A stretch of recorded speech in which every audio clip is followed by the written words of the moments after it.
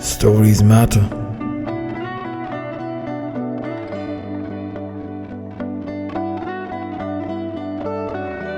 Stories matter.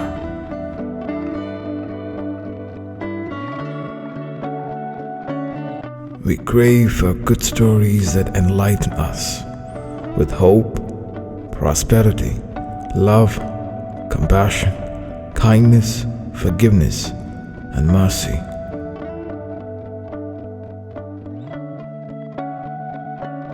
We crave for the movies that we watch to be never-ending.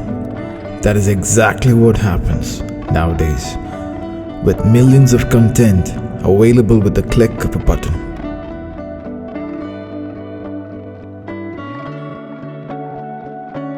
Even though we walk in a way of reality, we adore the fictional possibility in our daily lives. Some stories that are too hard to believe at times encourages us in real life, heals us in real life, restores us in real life, refresh us in real life, and mostly enlighten us in real life.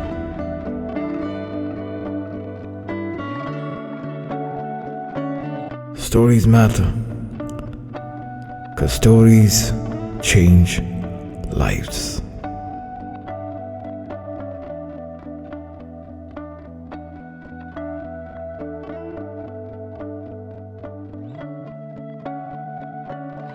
Humanity strives on the story we tell each other, even ourselves. It might be a lie or the truth, but no one speaks to you more than you do to yourself.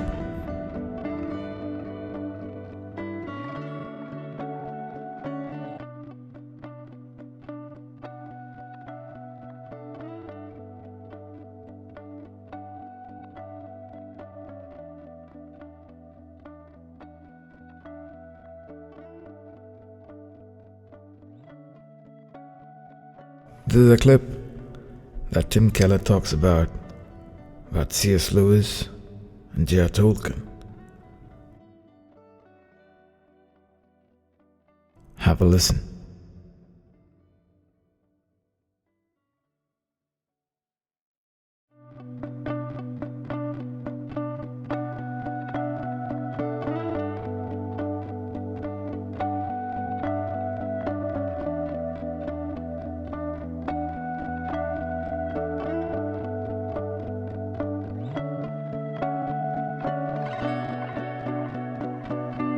I've always been so impressed with how J.R.R. Tolkien led his atheist friend C.S. Lewis toward faith in Christianity. You know, J.R.R. Tolkien and Lewis were both teachers at Oxford. Lewis was a lecturer, Tolkien was a full professor, a little older. Tolkien was a very devout Catholic Christian believer. Lewis was an atheist, and one day, walking on Addison's Walk along the River Cherwell by Lewis's rooms, Tolkien made an evangelistic move that basically laid the foundation for that atheist becoming a believer. And I've always been amazed. You want to know what it is? To understand it, you got to go to Tolkien's not that easy to read, but absolutely crucial to read essay called On Fairy Stories. One of the things that he says on fairy stories that I think is amazing to me is what he calls secondary belief. He says when somebody tells you a story and you know it really happened, that's primary belief. But when someone tells you a story that you know is fictional, you know it's fiction, but it's so well told, and the characters are so well developed, and the plot is so well developed too, that even though you might sit there at the movie or listen and read the book and you're really kind of indifferent, yet you get drawn in, right? You get scared, you get happy. Because if the story is well told, Tolkien said, then the story commands what he calls secondary belief. It draws you in. It makes you have the feelings as if, to some degree, it was true. You get just as scared, even though you know it's not true, but you're scared for that character. And you care about that character. And you're excited when you see the resolution. He calls that secondary belief. Okay, first thing, it's very important. Then he goes along and says, there's a kind of story that human beings, even today, even today, we live in a secular realm, a secular time, a scientific time, and the leading lights of modern literature have been telling us, life is meaningless, then you die. And yet, Tolkien says, we still crave a certain kind of story. We crave it in movies, we crave it in books. And these are stories that depict a supernatural world. We're just fascinated by those stories. That depict being able to cheat death, escape aging and time. Stories that show us a love that is eternal. A love without parting, a love that overcomes death. We want stories about good absolutely triumphing over evil, destroying evil. We love stories about victory snatched from the jaws of defeat, or sacrificial heroism that brings life out of certain death. And we pay money to watch those movies, and we pay money to read about those stories. And the modern literati hate those. They're myths, they're legends, they're fairy stories, they're fairy tales, basically. And modern people say, life is not like that. But Tolkien points out the fact that these are deep human longings. And for some reason, human beings, even in our day and time, want the kind of stories that are very, very well told, that evoke secondary belief, that catch you up in them, that tell you that good will triumph over evil, that there is a supernatural world, that you're not stuck in time, that there is love without parting, that there is a way of escaping death. Now, Tolkien said, why would people still feel this way? Now, what Tolkien's about to say here, I can't prove from the Bible, but it fits in with the Bible. He says, we're made in the image of God, but we're fallen. And therefore, weirdly enough, human beings know that the fact level, we all do have to die. That evil often triumphs. That no matter how much you love somebody, eventually you're going to lose that person. Or they're going to lose you. And we know at the factual level, and we also are told at the factual level, there's no supernatural. So at the factual level, there's no supernatural. We're going to die. There's no escape. Good is not going to triumph at the factual level. And yet underneath, he says, all human beings feel, but there shouldn't be death. We're not meant to die. We're not meant to lose our loved ones. Good should be triumphing over evil. There ought to be a supernatural world. We shouldn't be just stuck in time and then we're dead. That at a deeper level, we feel like this is how reality ought to be. In fact, that's the reason why Tolkien believed that even though fairy stories at the factual level aren't true, most people feel in some ways they are true. They point to an underlying reality that's almost more true than the way life is actually being lived in this world. And that's the reason why we still pay good money to see that's the reason why the happy endings, that's the reason why the heroic sacrifices that bring good out of, to triumph out of defeat and all that, that's what we still want to watch. We don't want to read Ulysses. We don't want to read high literature that's nice and nihilistic, because that's the way life really is. We say, well, maybe it is, but it shouldn't be. And that's the reason why the popular stories tend to be like fairy tales. And so C.S. Lewis, though he was an atheist, really, really, really felt the power of the myths and the legends and the fairy tales, and he loved them. But, he said, even though they point to a kind of what life ought to be like, they're really not. It's that, they're not true. And as he was walking along with Tolkien that day, he said something like this. He said, yes, but myths, fairy tales, are lies, though breathed through silver. Myths are lies, even though they're breathed through silver. As beautiful as they are, as much as they point to the way I think the life really ought to be, they're just lies. And Tolkien said, no, they're not. And he says, here's why I'd say they're not. Look at the gospel. Look at the story of Jesus. Do you realize what you have there? Everything that moves you about a story. Escape from death. A love that conquers death. Good triumphing over evil. Heroic self-sacrifice. And when everything looks the darkest, life out of death. Triumph out of victory, out of defeat. Everything you want in a story. Lewis said, yes, it's true. But he says, I want you to see something. The gospel story of Jesus is not one more wonderful story pointing to the underlying reality. Rather, Jesus is the underlying reality to which all the stories point. And the reason we know that is because of the resurrection. See, Tolkien says the resurrection is what happened. The resurrection was this underlying reality breaking into this world. And the way life ought to be, and the way life is, Jesus Christ is our great captain. He's opened a cleft in the pitiless walls of the world. He's punched a hole through that concrete slab between life as it is and life as it ought to be, between the ideal and the real. And now, because of the resurrection proves that the cross was not a defeat, it was a triumph. It proves that Jesus made satisfaction for sins. It proves that now God can come into your life. It proves that now Jesus can come into your life because he's alive. He says, take a look at the evidence for the resurrection. Basically, he said that. The resurrection means that Jesus is not one more beautiful story that makes you feel good for a while, and then the lights dim and you walk out into the real world. Jesus Christ is the underlying reality to which all the stories point, breaking into our world. And that's the reason why there's a place where in the fairy tale, and this on fairy stories, Tolkien says this. He says, the peculiar quality of the joy in a successful fairy tale can be explained as a sudden glimpse of an underlying reality.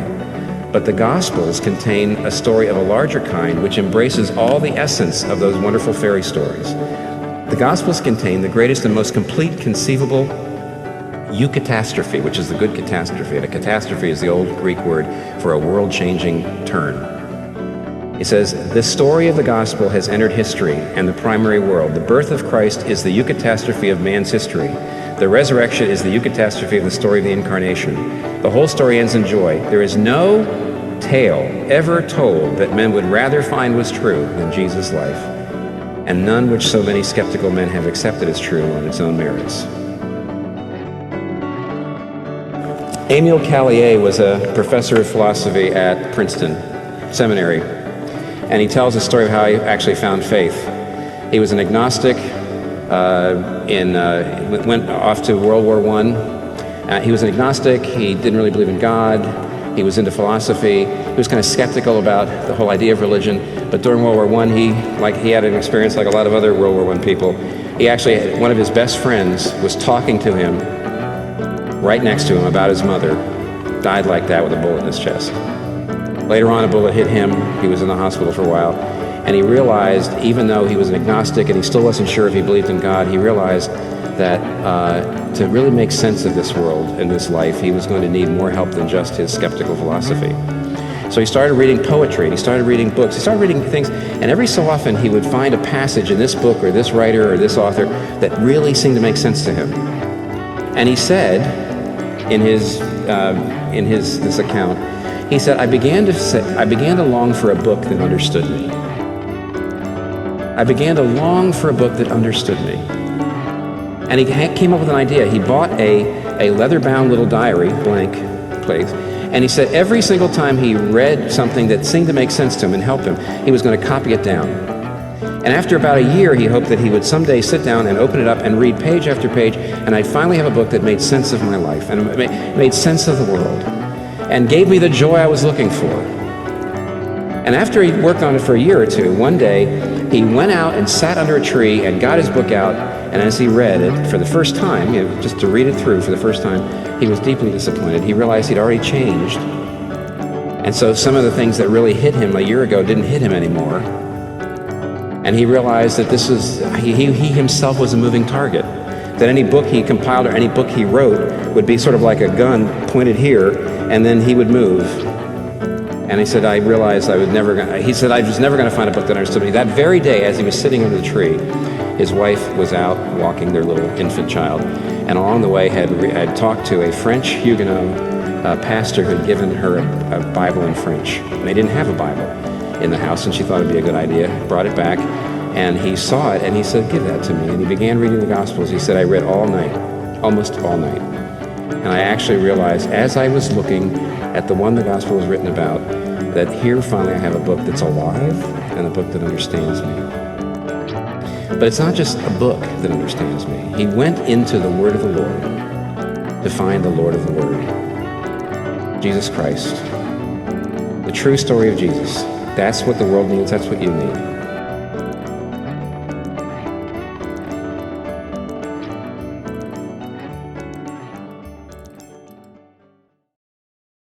Stories evoke emotion and make otherwise abstract principles come to life. Isn't that what Jesus did all throughout the Gospels? He told stories. Rather than teach forgiveness principles, Jesus told a story about a man with 2 sons. One took his inheritance before his father died and squandered it on wild living. After he had lost everything he had, the son came to his senses and returned home to his father. His dad forgave him, gave him a new set of clothes, and hosted a grand celebration. In telling the story, Jesus was essentially saying, that's what forgiveness looks like.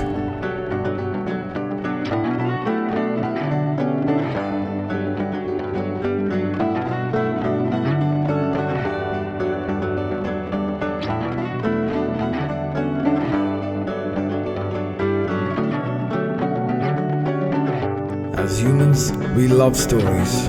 Why? Nobody really knows. Yet research suggests that all of us, old and young, really like telling stories and hearing stories told. Given the choice between listening to a long and complicated argument or a well-crafted story, most of us know which we would go for. Stories help us to make sense of what's going on around us. They connect us with our past and help us to figure out who we are and what kind of people we ought to be.